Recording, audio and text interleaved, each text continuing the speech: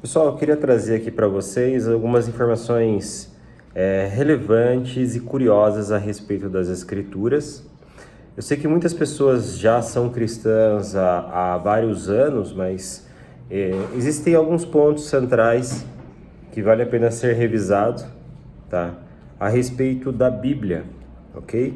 A ideia é que mais à frente isso se torne um curso ou uma forma de capacitação para vocês, tá? Mas antes de pensar nisso, eu queria trazer visões interessantes a respeito das Escrituras que eu acho que todo cristão deve saber, tá? Precisa saber.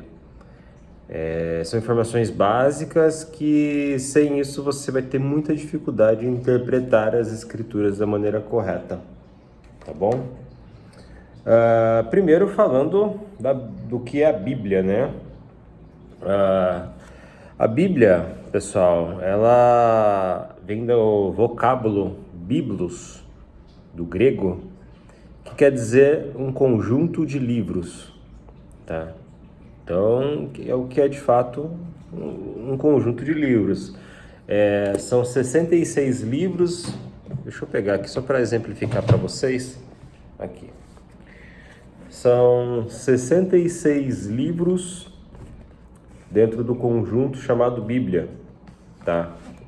São cerca de 40 escritores diferentes, de épocas diferentes, tá? Não só de época, mas até mesmo de continentes diferentes, né? Alguns estavam na Ásia, outros na África, outros na Europa, e são de épocas extremamente longínquas. E quando a gente pega tudo isso, coloca tudo isso num livro só e tenta interpretá-lo da mesma forma do começo ao fim, é óbvio que vai dar errado, né? Então, a forma como você interpreta as escrituras vai de acordo com o tipo literário em que o autor descreve o livro, o texto, tá? E a ideia é a gente explanar um pouquinho, né? Primeiro em noções básicas aqui através desta aula e depois trazer isso de uma maneira um pouquinho mais aprofundada, tá? Então aqui nós temos as escrituras. Ela é dividida basicamente em duas partes, tá? Que é o Antigo Testamento, alguns chamam de Velho Testamento. De velho não tem nada, tá? Apesar de ser uma aliança antiga, tá? A aliança que Deus fez ao povo de Israel, isso não significa que isso tornou-se velho ou inútil, né? De forma alguma. É algo que vale a pena ser visitado e revisitado durante várias vezes, que também espelha Cristo, tá? E nós temos o Novo Testamento, né? O Novo Testamento, que seria a nova aliança, ok? Por que existe as Escrituras? Primeiramente, para testificar a respeito de Deus, tá? Eu não vou falar aqui sobre a história da canonização, mas a Bíblia ela foi canonizada, ou seja, houveram diversas reuniões em concílios, onde foi determinado quais eram os livros que eram congruentes entre um e outro, tá? A fim de entender se de fato ele era um livro inspirado pelo Espírito Santo ou era um livro histórico, né, que não está relacionado, então fizeram essa separação. Depois a gente pode tratar um vídeo à parte a respeito disso, tá? De quais foram canonizados, quais não foram canonizados e o porquê, tá? Mas o que nós temos aqui, que é a revisão, pelo menos a revista atualizada que eu tenho aqui, ou até mesmo a NVI, que muitos utilizam também, tá? Sobre uma ótica protestante, tá? Não a que foi traduzida, que é utilizada pela Igreja Católica, tá? Mas a nossa aqui é a versão evangélica. Ela tem ali 66 livros, tá? O livro, a Bíblia, ela tá ali primeiramente para a revelação de Deus aos homens. Então Deus ele se revela através das Escrituras.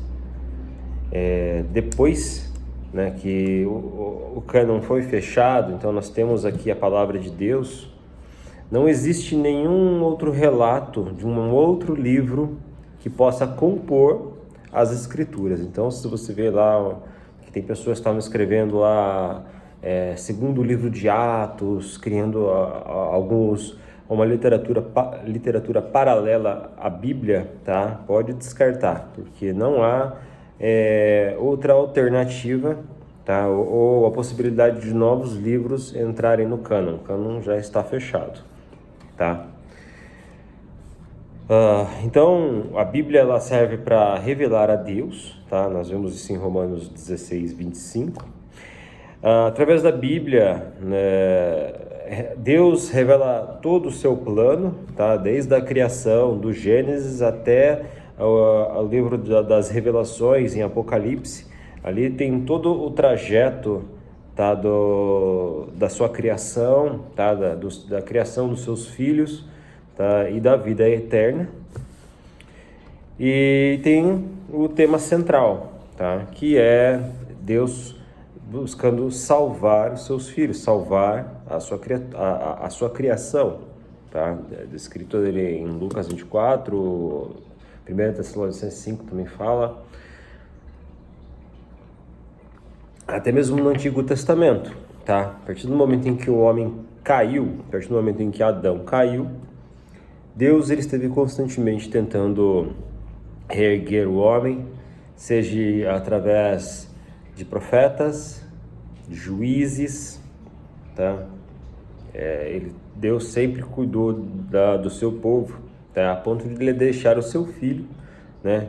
De colocar ali o seu filho em xeque-mate ali para nos salvar do pecado, tá? Então Jesus ele morreu por nós para que nós possamos nos adentrar a essa nova aliança, a esse novo nível de relacionamento com Deus. Mas enfim, vamos seguir aqui. 66 livros corresponde a 1.189 capítulos e 31.173 versículos. Então é coisa pra caramba, tá? O Antigo Testamento ele possui 39 livros, tá? E o Novo Testamento 27. Tá? Por isso que eu gosto de orientar as pessoas a começar a leitura pelo Novo Testamento, porque se você começar pelo Antigo sem entender a parte da redenção, o porquê, né, Jesus veio, você lê o Antigo Testamento com a ótica errada, você vai se tornar um prosélito, você vai querer se circuncidar, buscar ali uma religião mais judaica, tá? Mas quando você lê o Antigo Testamento sobre a ótica correta, que é sobre o reflexo de Cristo, né? Sabendo quem é o Messias e quando ele virá, tá? E como ele virá principalmente, você vai conseguir absorver melhor, tá? Todo o Antigo Testamento, ok? Vou colocar... vamos lá então, aqui existem algumas divisões que vale a pena ser salientadas das próprias escrituras. Então no Antigo Testamento nós temos o Pentateuco, que é um conjunto de 5 livros, que é Gênesis, Êxodo, Levítico, Números e Deuteronômio, tá? Ele é conhecido como Pentateuco.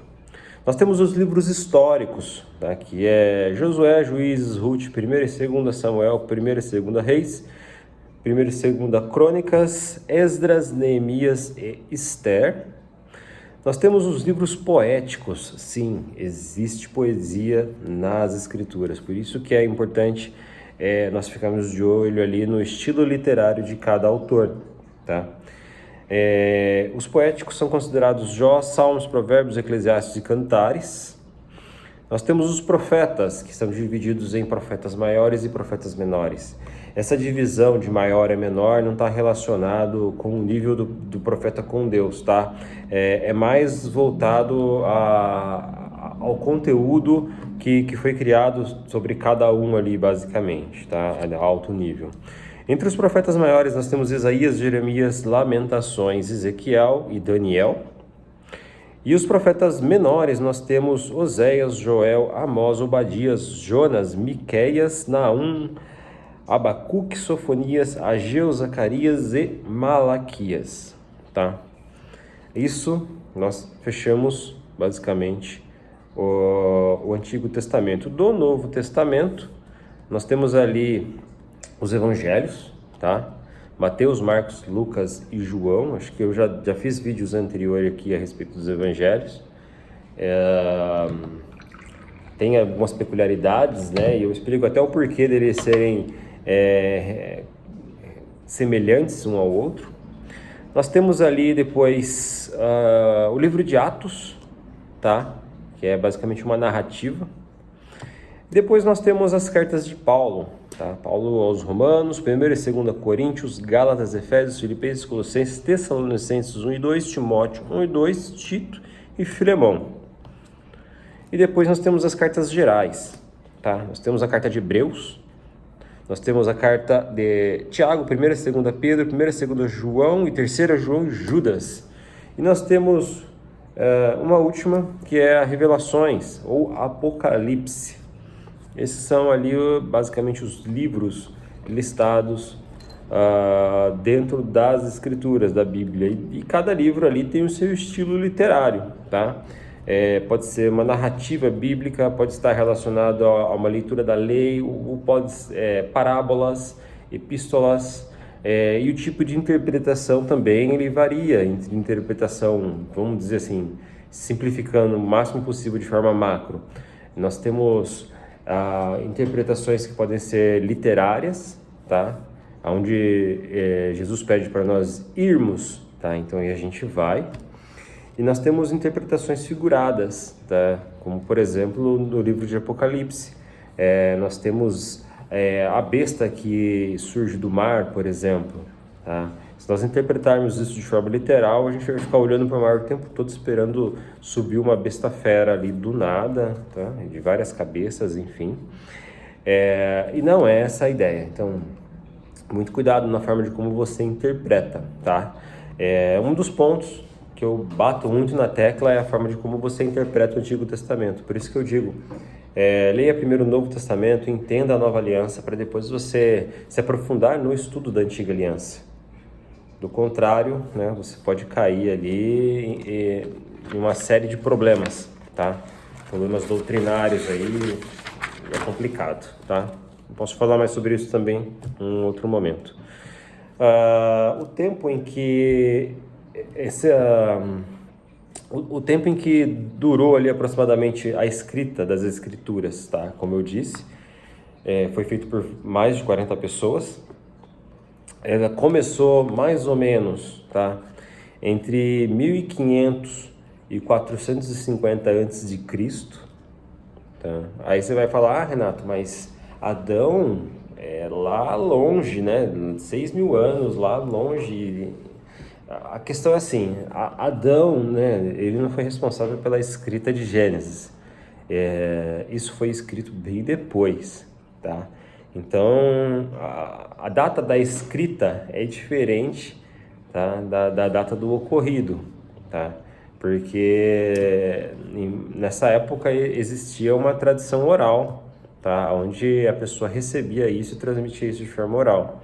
Não existia algo escrito, o papel não era consolidado a fim de registrar tudo isso.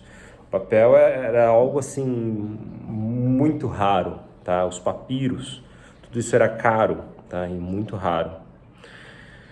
A Bíblia ela foi escrita basicamente em 3 línguas, tá? Antigo Testamento, hebraico e aramaico, tá? Bem pouquinho de aramaico, mas a grande maioria é hebraico. E o Novo Testamento no grego, tá? Eu tenho aqui outras informações, não sei se vale a pena, porque o vídeo já está bem grande, mas acho que é isso, dá para ter ali uma introdução a um panorama da Bíblia, tá? Acho que esse é o mínimo do mínimo que você deveria saber a respeito das Escrituras, se tratando de curiosidades, é claro, né? Ninguém vai ficar decorando a quantidade de capítulos e versículos que tem as Escrituras, e nem precisa, mas é importante você entender o estilo literário de cada um, né? O que é antigo, o que é novo, o porquê de tudo isso, né? Tudo isso traz uma introdução que eu acho muito interessante, fundamental para aqueles que querem uma caminhada com Jesus.